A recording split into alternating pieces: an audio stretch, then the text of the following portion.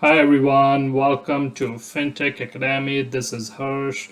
Today I will go over and provide information about our certified FinTech Income Tax T1 professional course. All right, let's have a look at that.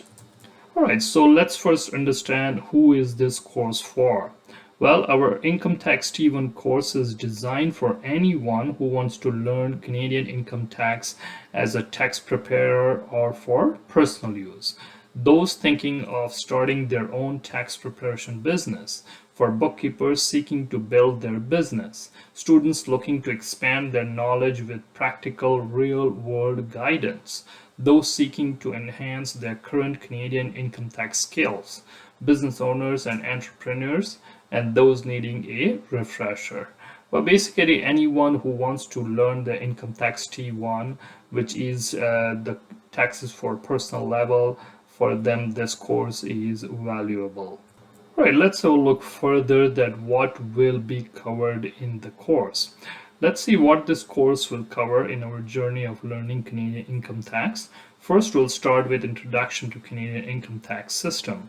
Overview of the Canadian income tax system. How does the Canadian income tax system work? Who is required to file an income tax return? Why you should file a tax return? Tax filing deadlines, late filing penalties and interest, paying installments, deductions versus tax credit, a big topic. So we're just going to look at a glimpse over here. And then, of course, we have dedicated topics on that. Notice of assessment, how to read that, how to understand that. And then we'll start by creating a sample file in Profile.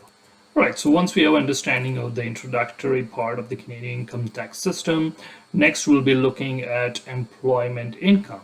What are the different types of employment income, the schedules and the slips that are associated with income, employment income slips, retirement income slips, other slips, understanding a T4 slip. So we'll go through T4 slip in detail. Of course, we'll look at T4A, T4E, and the retirement slips connected with that, as well as some other few slips on top of other than that.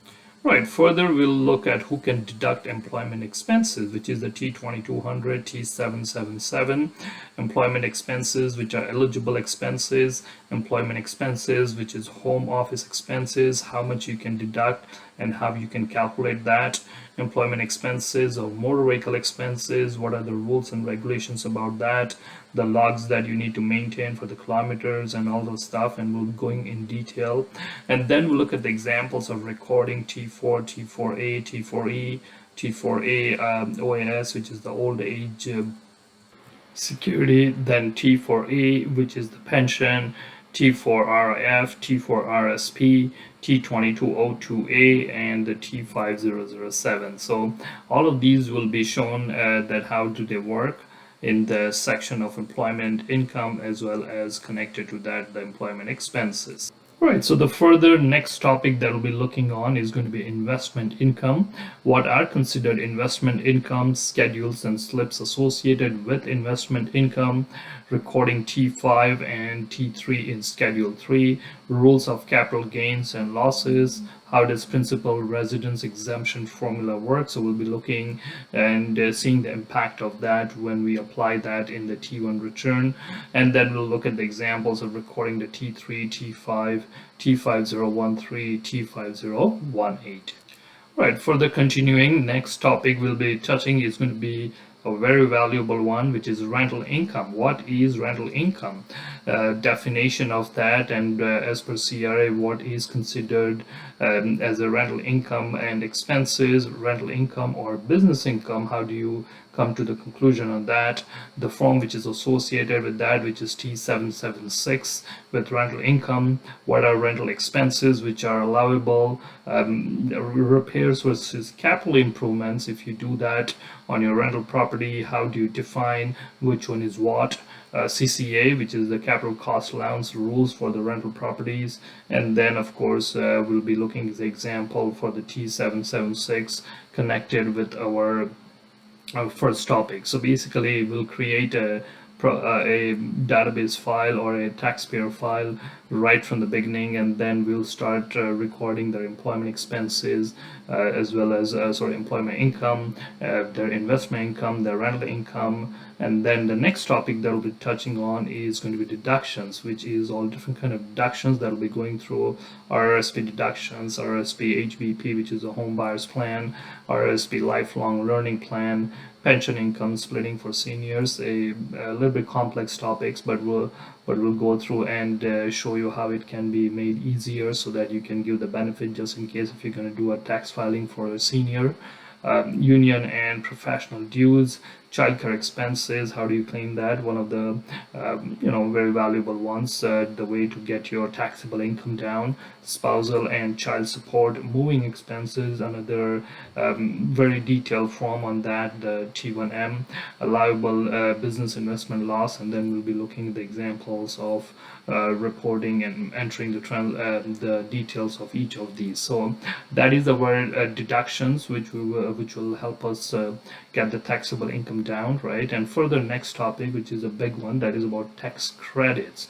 What are refundable and non-refundable tax credits? The BPA and CEA, that is basic personal amount, and Canada employment amount, age credits, spouse or common law partner amount for an eligible dependent, the Canada caregiver tax credits, CPP and EI premiums tax credits, pension credits, the disability tax credit, DTC, tuition credit and tuition amount transfers, interest on student loans, donation tax credits, medical expense tax credit, the first time home buyer tax credits, Canada Workers Benefit CWB, which is a refundable tax credit, schedules and slips associated with deduction with the credits, and the examples of reporting credits. So basically we will be understanding each of these credits and going through and putting an example just to see that how they impact on the T1 and what is the tax implication once we record the credit for the taxpayer. Every taxpayer is different, but yes, when we go through the example, we will have a connecting example right from the beginning, so we'll be able to understand that how the credits are impacted. We'll take an example of spousal, so most of the time such kind of scenario could be there. Right, so the next topic is going to be about business income. Business income, personal business versus corporation. So we'll be understanding that. The T2125 statement of business activities, business registration, GST, HST registration, and government accounts. How do we go through and do the registration for those? Reporting business income and business expenses.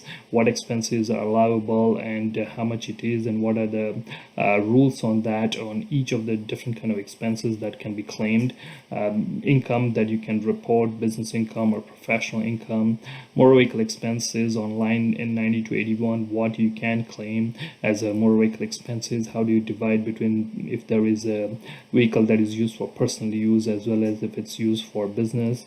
How do you come to a conclusion that home office expense rules, capital cost allowances, and then we'll be putting an example to see how to report the business income. All right, once we have looked at this very valuable topic, then we'll be going through understanding the Ontario province tax calculations. We'll be looking at Ontario 428 form, understanding the non-refundable tax credits, the tax on taxable income and the tax rates on that, and how do you get your tax down. That is a tax reduction, which is on 428. On 479, which is Ontario credits, what are the credits that are available, like childcare access and relief from expenses tax credit, seniors public transit tax credit, political contributions tax credit, focus flow through shares tax credit for self-employed individuals, and then we'll be touching on the on band form, which is the Trillium benefits, right? And in that we'll be looking at Ontario Trillium benefits, sales tax credit, Ontario energy and property tax credit, Northern Ontario energy credit, and Ontario senior homeowners property tax credit. And because income tax is a subject which is almost there are updates every year, so we will be looking on a topic which is what's new in the T1 tax return for that year.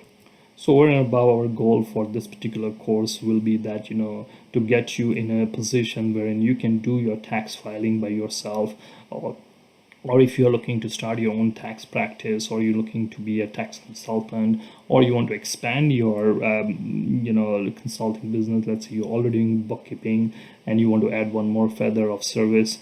Any of those, whatever you're looking for, you should be able to accomplish that once you do this course. So if you have any questions, you can certainly give us a call at 1-833-LEARN-QB, or you can send us an email at courses@fintechsolutions.ca. Alternatively, you can also visit us at fintechsolutions.ca. See you soon in the course. Thanks for watching.